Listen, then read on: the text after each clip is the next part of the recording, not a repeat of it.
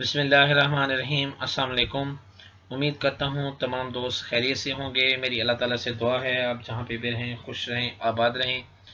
तो इन्वेंट्री हमारे पास एक टैब है। आज की वीडियो में हम इन्वेंट्री को डिस्कस करेंगे। तो इन्वेंट्री दरअसल हमारी एक दुकान होती है जो हमारे स्कूल में या तो हमारी एक टक शॉप के नाम से होती है या फिर बुक शॉप के नाम से होती है। तो उसका हिसाब किताब हमारे पास इन्वेंट्री में होता है कि हम जिसमें कॉपियाँ रखते हैं, पेंसिलें होती हैं या कोई हमारी चीज़ होती है सेल की। तो सबसे पहले हम प्रोडक्ट्स ऐड करेंगे कि जो जो प्रोडक्ट्स हम बेचते हैं। यहाँ पे आप देख सकते हैं कि मेरे पास प्रोडक्ट्स ऑलरेडी ऐड हैं, जैसे कि स्नैक्स हैं 5 वाले और 10 वाले हैं।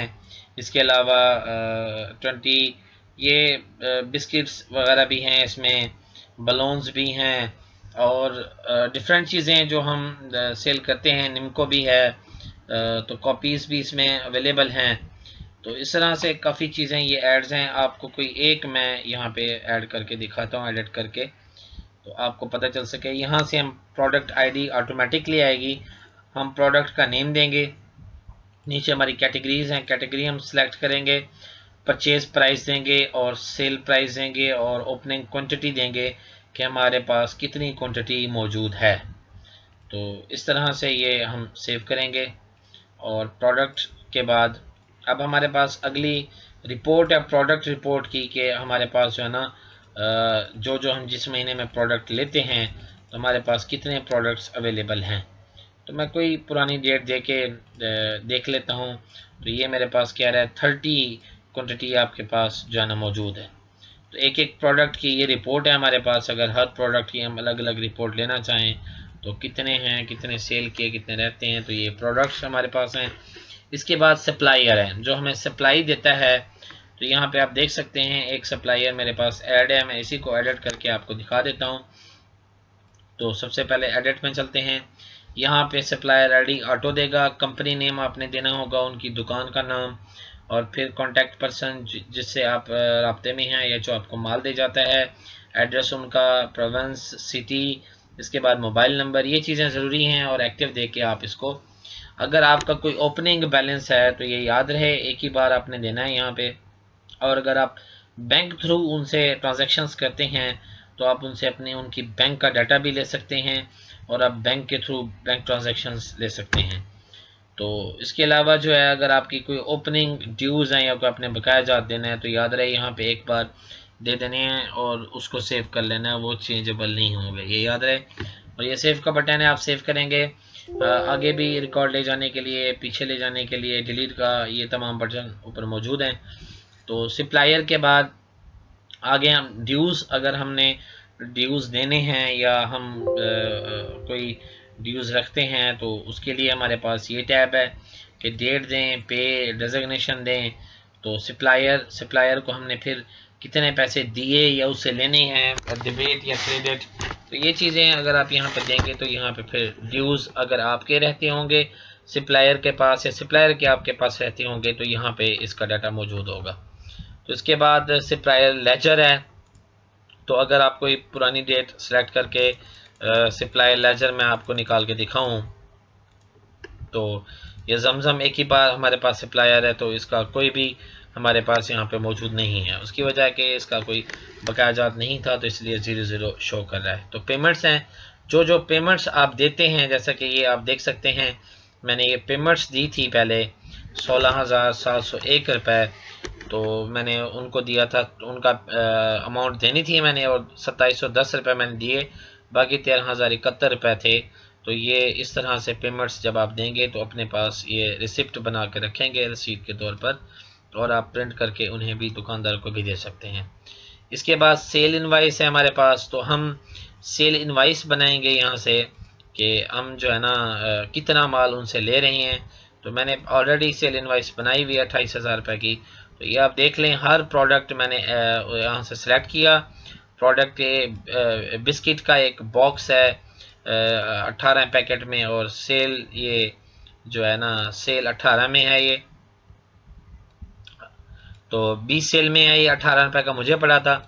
तो आप देख सकते हैं इसकी प्राइस 20 रुपीज़ है। अब क्वांटिटी हमने देनी है कि ये पैकेट में हमारे पास 12 हैं, तो ये 12 देंगे तो 12 की अमाउंट आगे आ जाएगी और हम इसको ऐड कर लेंगे।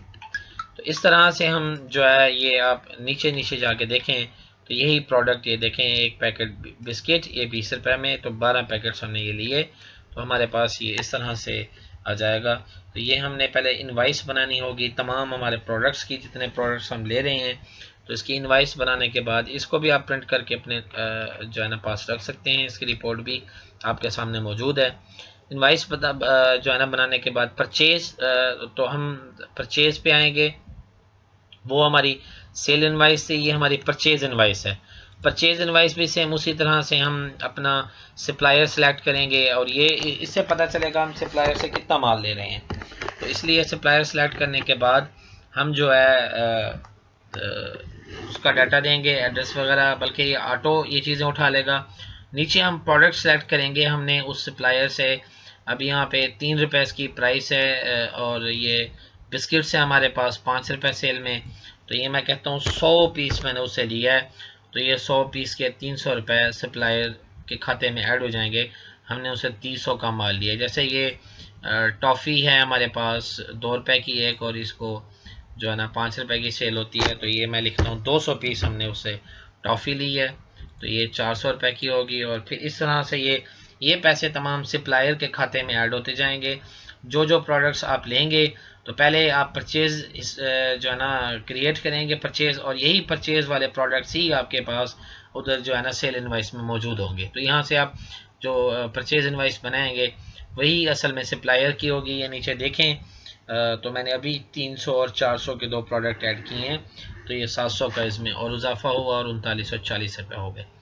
तो इस तरह से पहले परचेज़ आपने बनानी होती है इनवाइस और फिर सेल इनवाइस। अब अगर आपने कोई चीज़ें ले ली हैं और रिटर्न करना चाहते हैं तो यहाँ पे ये सहूलत भी अवेलेबल है।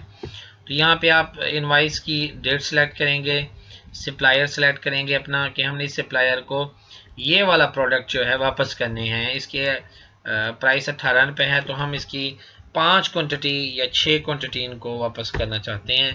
तो ये देखें 6 क्वांटिटी वापस करेंगे तो हमारे पास ऑटोमेटिकली जो है ना वो वैल्यू उठा लेगा जो कि हमारे पास मौजूद है। ये देखें 108 रुपये। तो हम इसको जो है ना प्लस कर लेंगे। प्लस करने के बाद ये हमारी जो है ना सेल रिटर्न हो जाएगी कि ये हमने दुकानदार को वापस कर दी है। तो इस तरह से हम रिटर्न भी कर सकते हैं, चाहे हम वो किसी को बेच रहे हैं तो वो भी रिटर्न कर सकते हैं, और अगर हम ले रहे हैं तो ये रिटर्न भी कर सकते हैं। Purchase and return. स्टॉक हमारे पास क्या अवेलेबल है यहाँ से आप देख सकते हैं। तो ये हर प्रोडक्ट आपको प्रोडक्ट वाइज बताएगा कि इसका कितना स्टॉक अवेलेबल है, कितने का आपने इसको सेल किया है और कितना आपने इसे परचेज़ किया है। तो इसमें हमारे पास कुछ रिपोर्ट्स भी हैं।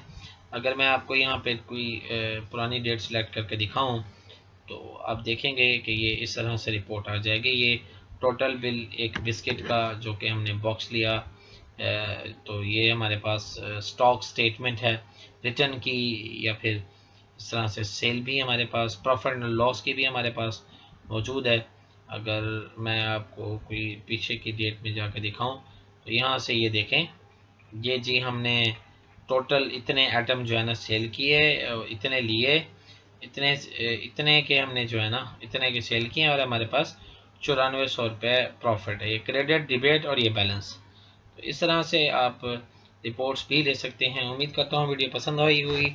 अगर वीडियो पसंद आई हो तो मेरे चैनल को सब्सक्राइब करें, मेरी वीडियोस को अपने दोस्तों के साथ शेयर करें और लाइक करें। जज़ाकल्लाह। अस्सलाम वालेकुम।